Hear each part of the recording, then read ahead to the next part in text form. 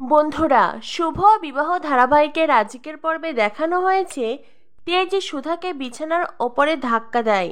সুধা তেজকে বলে, তেজ তুমি কি করছো? তেজ বলে, আর কত অভিনয় করবেন মিস রুক্মিণী সেন? তেজের কথা শুনে সুধা অবাক হয়ে যায়। সুধা বলে, তেজ তুমি এসব কি বলছো? তেজ সুধাকে বলে, জানেন তো আমি কখনো আপনাকে দেখে ভাবতে পারিনি আপনি এমন জালিয়াতি করতে পারেন। সুধা বলে, মানে? তেজ বলে, এই বাড়ির সম্পত্তি এই সব কিছুর জন্য এক নিমিষে নিজের পরিচয় পাল্টে ফেললেন, রুক্মিণী থেকে সুধা হয়ে গেলেন। কি ভাবলেন সবাই আপনার কথাকে বিশ্বাস করলেও এই তেজ বসু মল্লিক আপনাকে বিশ্বাস করবে? তবে আপনি ভুল ভেবেছেন। তেজ বসু মল্লিককে ফাঁকি দেওয়া এতটা সহজ নয়। আপনি যে আমার সুধা নন, আপনি যে রুক্মিণী সেন, সেটা আমি খুব ভালো করেই জানি। সুধা বলে, চুপ করো তেজ, চুপ করো। সুধা উঠে দাঁড়ায়, তেজকে থামাতে চেষ্টা করে, কিন্তু তেজ তো থামার নামই করে না, উল্টো সুধাকে আজে বাজে কথা শোনাতে থাকে। তেজ সুধাকে বলে, আপনার লজ্জা করে না এই টাকা পয়সার জন্য নিজের বিএফকে এক নিমিষে ছেড়ে দিতে, অন্য পরপুরুষের সাথে এইভাবে বিছানায় উঠতে? কথাটা শুনে সুধা আরও রেগে যায়। সুধা বলে, তেজ বন্ধ করে এই অসম্মান করা। আর কত বলো তো, 5 বছর আগে তুমি যেমন ছিলে এখনো ঠিক তেমনই আছো। 5 বছরে তুমি একটুও বদলাওনি তেজ, একটুও না। আমি তোমাকে ক্ষমা করে ভুল করেছি, তোমার কাছে ফিরে এসে আমি ভুল করেছি, আর সেটা আমি এখন বুঝতে পারছি। আমার উচিত হয়নি তোমার কাছে ফিরে আসা। তেজ বলে, চুপ করুন আপনি, একদম চুপ করুন। আর আপনি আমার সুথার এই পোশাকগুলো কেন পরেছেন? হ্যাঁ, এই গয়না এই শাড়ি কেন পরেছেন? এগুলো আমার সুধার, আমি সুধাকে ভালোবেসে দিয়েছিলাম। খুলুন, এক্ষুনি খুলুন। এ বলে সুধার গা থেকে গয়না শাড়ি খুলতে চাই তেজ। সুধা তেজকে ধাক্কা দিয়ে বলে, ভুলে যাবেন না মিস্টার বসু মল্লিক, আমি সেলফ রেসপেক্ট বিজনেস ওমেন। আমার আপনার এই সম্পত্তির প্রতি কোনো লোভ নেই। আমি রুক্মিণী সেন, আমার নিজেরই একটা ব্যবসা প্রতিষ্ঠান আছে। তেজ বলে, এই তো নিজের মুখে সবটা স্বীকার করে নিলেন। সুধা বলে, তেজ তুমি কেন আমার কথা বুঝতে পারছো না? তেজ বলে, চুপ করুন আপনি, বারবার এক কথা বলবেন না। অন্যদিকে দেখানো হয় তরি ঠাম্মির কাছে জানতে চাই তার বাবার ছেলেবেলা কেমন ছিল, তার বাবা ছোটবেলায় কেমন দুষ্ট ছিল। ঠাম্মি তরিকে জানায় তার বাবা মোটেও দুষ্ট ছিল না, বরং ছোট ছোট ভাই বোনদের আগলে রাখতো, সবাই মিলেমিশে থাকতো। তরি তখন ঠাম্মিকে বলে, তো বড় ঠাম্মি, বাবা এখন এমন রাগী হয়ে গেছে কেন? তখনই ঠাম্মি তরিকে বোঝায় যারা খারাপ লোক, যারা দুষ্টুমি করে, বাবা তাদের ওপরে ভীষণ রেগে যায়। তখনই দেখানো হয় তেজের ঘর থেকে ভাঙচুরের শব্দ আসে। সবাই অবাক হয়ে দাঁড়িয়ে যায়, কি হচ্ছে কেউই বুঝতে পারে না। তখনই দেখানো হয় তেজ সুধার হাত ধরে টানতে টানতে সুধাকে ড্রয়িং রুমে নিয়ে আসে। ঠাম্মি বলে, দাদুভাই কি হচ্ছে এইসব? সমুদ্র বলে, দাদাভাই বৌদি তোমরা মাঝরাতে এসব কি শুরু করলে? তখনই তরি এগিয়ে এসে বলে, বাবা বাবা তুমি আবারও রেগে গেছো কেন? তখনই তেজ তরিকে বলে, এই মেয়ে, কে তোমার বাবা? হ্যাঁ, কে তোমার বাবা? তুমি কেন আমাকে এই নামে ডাকছো?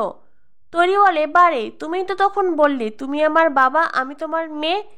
তেজ বলে, একদম আমাকে এইসব নামে ডাকবে না।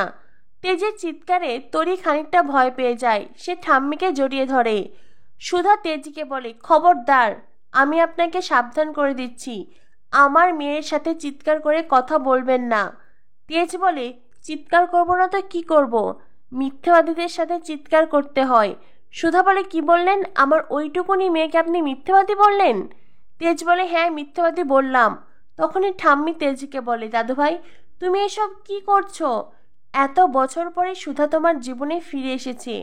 কোথায় সুধার তরিকে নিয়ে আনন্দ করবে, মজা করবে, হাসি খুশিতে থাকবে, তা নয়, তুমি এমন করছো কেন? তেজ বলে, ঠাম্মি এই মেয়েটা সুধা নয়, ও রুক্মিণী সেন।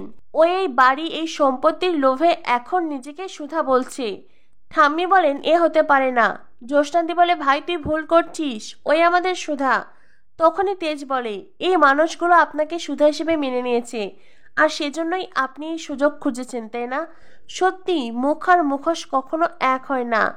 আপনার এই মুখের পিছনে যে একটা নোংরা মানুষ লুকিয়ে আছে, আজ আমি সেটা বুঝতে পেরেছি। সুধা বলে, তেজ আমি আমার ভালোবাসার কাছে হার মেনে নিয়েছিলাম, তাই তো আমি আবারও তোমার জীবনে ফিরে এসেছি।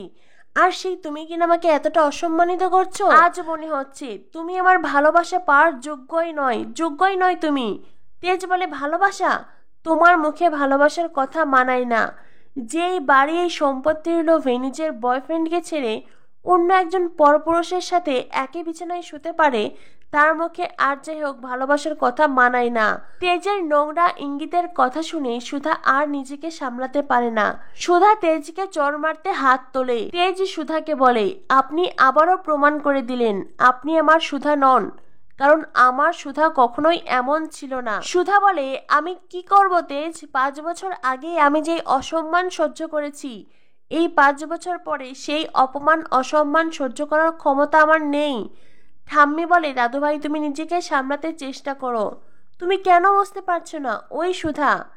তেজ তখন একের পর এক প্রমাণ দেখায়। রুক্মিণীর আইডেন্টি কার্ড, ভিসা, পাসপোর্ট, একে একে সব তথ্য প্রমাণ ঠাম্মি পরিবারের সকলের সামনে রাখে তেজ। সুধা বলে, আপনি এই সব কিছু কোথায় পেয়েছেন? তখনই ফ্ল্যাশব্যাকে দেখানো হয় তেজ যখন আচার্য বাড়িতে ছিল তখনই গোপনে সে সুধার লাগেজ থেকে এই সবকিছু তথ্য প্রমাণ চুরি করেছে।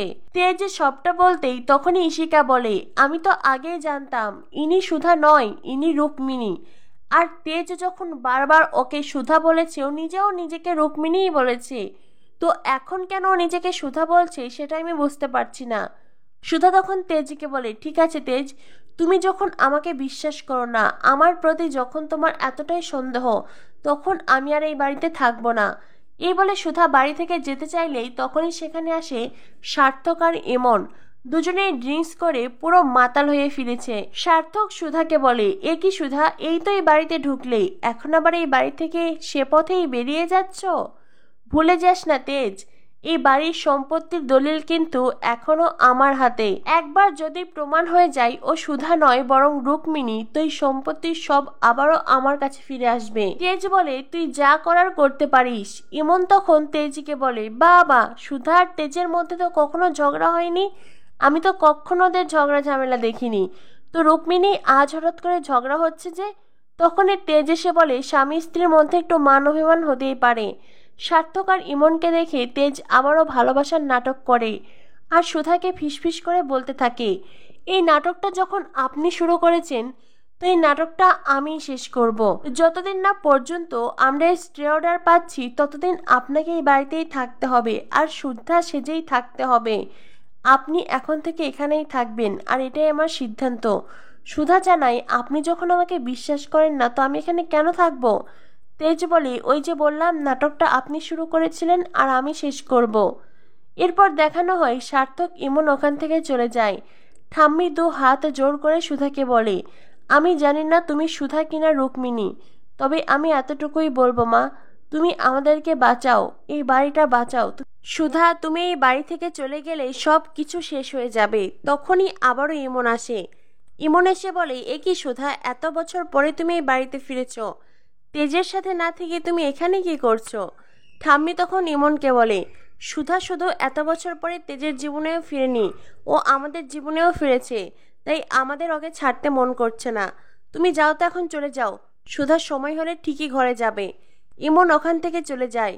ঠাম্মি সুধাকে তার ঘরে যেতে বলে। এরপর দেখানো হয় ঘরে ফিরে সুধা সোফায় বসে আছে, অন্যদিকে তেজ বিছানায়।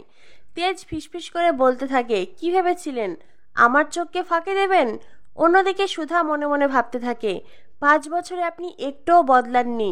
এরপর দেখানো হয় তেজ ড্রিঙ্কস করতে চাইলেই সুধা তেজকে বাধা দেয়, কিন্তু তেজ সুধার কোনো কথা শোনে না, সে ড্রিঙ্কস করবেই। সুধা বলে, ঠিক আছে, তবে আমি এই ঘরে থাকবো না। তেজ আবারও সুধার হাত টেনে ধরে।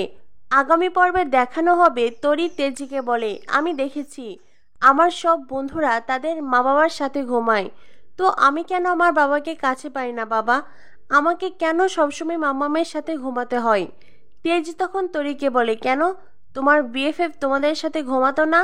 তরি বলে, না তো, বিএফএফ তো অন্য ঘরে ঘুমাতো, আর আমি আর মাম্মাম আরেক ঘরে ঘুমাতাম। এরপরেই তরি তেজ আর সুধাকে বলে, মাম্মাম, বাবা, তোমরা আমাকে একটা ভাই এনে দাও না, তুমি, মাম্মাম, ভাই সবাই আমরা এক ঘরে থাকবো। তরির কথা শুনে সুধা বেশ লজ্জা পায়। অন্যদিকে তেজ ড্যাব ড্যাব করে সুধার দিকে তাকিয়ে থাকে।